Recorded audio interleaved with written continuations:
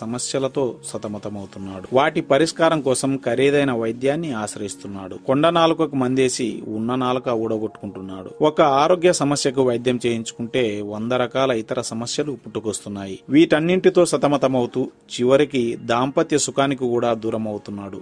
ఏదో మొక్కుబడిగా చేయడం తప్ప స్వర్గ సుఖాలు అందుకోలేకపోతున్నాడు. కన్న తల్లి లాంటి ప్రకృతిని నిర్లక్ష్యం చేసి ప్రకృతి సిద్ధమైన జీవన విధానాన్ని వదిలి ఆధునికతపై మోజుతో ఇన్ని అనర్థాలు కొని తెచ్చుకుంటున్నాడు. రసాయనాలతో నిండిన మందులతో శక్తి పెంచుకోవాలని ఆరాటపడుతూ ఇబ్బందుల పాలవుతున్నాడు. ఇలాంటి పరిస్థితుల్లో నేచురల్గా మెడిసిన్లా పనిచేసే మొక్కలు, వాటి భాగాలు వాడటమే శరణ్యం.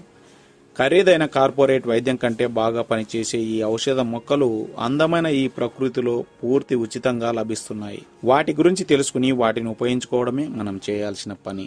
ఒళ్లంతా పదునైన బాణాల వంటి ముళ్లతో నిండి వంగపూత రంగు పూలతో వికసి